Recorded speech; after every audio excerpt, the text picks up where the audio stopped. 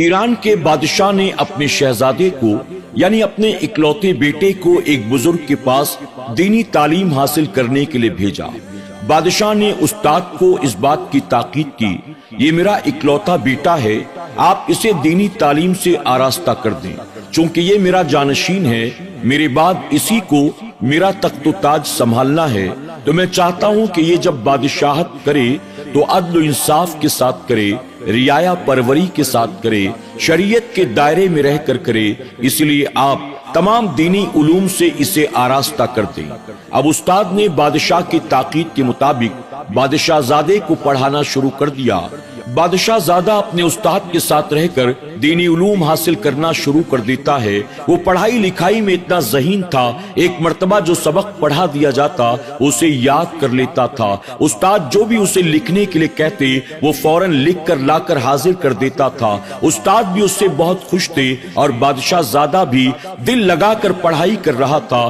وقت گزرتا چلا گیا، کئی سالوں کی محنت کے بعد آخرکار اس نے تمام دینی علوم پر مہارت حاصل کر لی تھی۔ اب وہ مکمل طور پر عالم بن چکا تھا۔ اب فراغت کے بعد اس کے محل واپس جانے کا وقت آ گیا تھا۔ اس سے پہلے کہ وہ اپنے محل اپنے والدین کے پاس واپس جاتا، نماز عشاء کے بعد استاد نے بادشاہ زادے سے کہا کہ بیٹے، اب تمہاری تعلیم مکمل ہو چکی ہے، اب تم اپنے گھر واپس جا سکتے ہو، لیکن جانے سے پہلے میں تمہیں ایک سبق اور پڑھانا چاہتا ہوں، جس کی خاطر تم کل نماز فجر کے بعد میرے کمرے میں آنا، میں تمہیں وہ سبق پڑھاؤں گا۔ بادشاہ زادہ وعدہ کر کے چلا گیا۔ اب دوسری صبح نماز فجر سے فارغ ہو کر اپنے استاد کے کمرے میں آتا ہے، ادب سے سلام کرتا ہے۔ استاد نے جب بادشاہ زادے کو دیکھا، آگے بڑھ کر اپنے کمرے کی کنڈی لگاتا ہے، ہاتھ میں درہ اٹھاتا ہے اور بنا کوئی وجہ بتائے اپنے شاگرد کو یعنی بادشاہ زادے کو پیٹنا شروع کر دیتا ہے۔ بادشاہ زادہ استاد کے اس رویے کو دیکھ کر بڑا حیران ہوا۔ وہ سوچ رہا تھا، میں اتنے سالوں ان کے ساتھ رہا ہوں، انہوں نے ایک بار بھی مجھے مارا نہیں، اور مارنا تو دور کی بات، انہوں نے نہ مجھے کوئی سزا دی، نہ مجھے کبھی ڈانٹا، نہ کبھی اف تک کہا۔ انہوں نے جو پڑھایا میں نے پڑھا، جو لکھایا میں نے لکھا، یہ مجھ سے بہت خوش تھے۔ پھر آخر میرے گھر واپس جانے کے بعد آج اچانک مجھے مارنا پیٹنا انہوں نے کیوں شروع کر دیا؟ وہ حیران تھا، لیکن استاد کے ادب کی بنیاد اس نے کوئی سوال نہ پوچھا، چپ چاپ مار کھاتا رہا۔ اس نے آہ تک نہ کی۔ جب استاد مار مار کر تھک گئے، انہوں نے اس کی کھال تک ادھیڑ دی۔ استاد تھک گئے تو کہا کہ ٹھیک ہے، اب تمہارا سبق مکمل ہو چکا ہے، اب تم اپنے گھر واپس جا سکتے ہو۔ اپنے استاد کے اس رویے پر بادشاہ زادہ بہت حیران تھا۔ اس نے کوئی سوال نہ کیا۔ وہ وہاں سے رخصت ہوا، اپنے محل واپس آیا تو درد کے مارے کرا رہا تھا، چلنے میں تکلیف ہو رہی تھی، اس کے جسم کے اوپر درے کے نشان بنے ہوئے تھے۔ بادشاہ زادے نے اپنے والد کے پاس پہنچ کر شکایت کی کہ ابا حضور، میں اتنے سالوں اپنے استاد کے ساتھ رہا، لیکن میرے استاد نے مجھے مارنا تو دور کی بات، کبھی اف تک نہ کہا، نہ کبھی ڈانٹا، نہ کبھی کوئی سزا دی۔ اب میری تعلیم مکمل ہو چکی ہے، اب میں اپنے گھر واپس آنے والا تھا تو میرے استاد نے مجھے اپنے کمرے میں بلایا، اور کمرے میں بلانے کے بعد وجہ بتائے بغیر میرے استاد نے مجھے مارنا پیٹنا شروع کر دیا۔ ابا حضور، میں چاہتا ہوں کہ آپ میرے استاد کو بلائیں اور بلا کر ان سے پوچھیں کہ آخر انہوں نے مجھے کیوں مارا ہے۔ اس پر والد نے، جو کہ بہت ذہین تھے، عقل مند انسان تھے، دور اندیش تھے، انہوں نے کہا کہ بیٹا، دراصل استاد جو ہوتا ہے وہ روحانی باپ کی جگہ ہوتا ہے۔ اگر تمہارے استاد نے وجہ بتائے بغیر تمہیں مارا پیٹا ہے تو اس کے پیچھے کوئی نہ کوئی بڑی وجہ ہوگی، اور وہ وجہ تم اور میں اگرچہ نہ سمجھ سکیں، لیکن اس میں تمہارا کوئی بہت بڑا فائدہ ہوگا، اس میں کوئی بہت بڑا راز پوشیدہ ہوگا۔ جب بادشاہ زادے نے دیکھا کہ ابا حضور نے تو میری کوئی بات سنی نہیں، وہ اپنی والدہ کے پاس جاتا ہے اور والدہ کے پاس جا کر اپنے استاد کی شکایت کرتا ہے، آج میرے استاد نے مجھے بہت مارا پیٹا ہے، میں نے ابا حضور سے شکایت کی لیکن انہوں نے میری کوئی بات نہ مانی، میں چاہتا ہوں کہ آپ ابا سے کہیں میرے استاد کو بلایا جائے اور ان سے پوچھا جائے آخر انہوں نے مجھے کیوں مارا ہے۔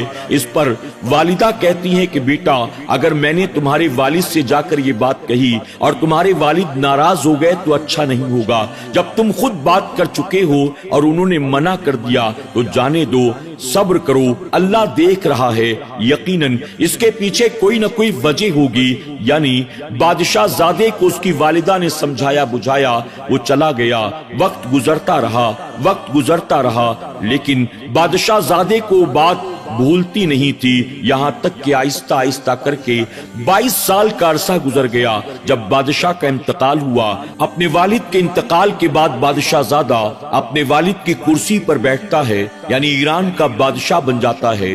اب بادشاہ بنتے ہی اس نے سب سے پہلا آرڈر دیا، میرے استاد کو دربار میں حاضر کیا جائے۔ استاد کو دربار میں لایا جاتا ہے۔ استاد کمزور ہو چکے تھے، بہت بوڑھے ہو چکے تھے، بیمار رہنے لگے تھے۔ عصا کو ٹیک لگاتے ہوئے جیسے تیسے وہ دربار میں حاضر آتے ہیں۔ بادشاہ زادے سے مخاطب ہو کر کہتے ہیں، بادشاہ زادے بتاؤ کیسے مجھے یاد کیا؟ اس پر بادشاہ زادہ کہتا ہے، اب میں بادشاہ زادہ نہیں ہوں، اب میں ایران کا بادشاہ بن چکا ہوں۔ اس پر استاد نے کہا، تمہیں بادشاہت بہت بہت مبارک ہو، بتائیں بادشاہ سلامت مجھے کیسے یاد کیا؟ اس پر بادشاہ زادہ کہتا ہے، 22 سال پہلے جب میں اپنے گھر واپس آ رہا تھا، آپ نے وجہ بتائے بغیر مجھے جو مارا تھا، آج میں نے آپ کو اس لیے بلایا ہے تاکہ میں جان سکوں کہ آپ نے مجھے جو مارا تھا اس کی وجہ کیا ہے۔ اس پر استاد مسکرائے اور مسکرا کر کہا، بادشاہ سلامت مجھے آپ یہ بتائیں کہ کتنا عرصہ ہو گیا جب میں نے آپ کو مارا تھا؟ اس پر وہ بادشاہ زادہ کہتا ہے، آپ نے 22 سال پہلے مجھے مارا تھا۔ اس پر استاد نے کہا، 22 سال کا عرصہ گزر چکا ہے، کیا بتاؤ میرا وہ مارنا تم بھولے نہیں؟ اس پر بادشاہ زادہ کہتا ہے، اسے بھولنا تو دور کی بات ہے، کوئی دن ایسا نہیں گزرا، کوئی رات ایسی نہیں گزری جب مجھے آپ کی وہ مار یاد نہ آئی ہو۔ میں بستر پر لیٹتا ہوں تو مجھے وہ یاد آتا ہے، میں دسترخوان پر بیٹھتا ہوں تو مجھے وہ یاد آتا ہے۔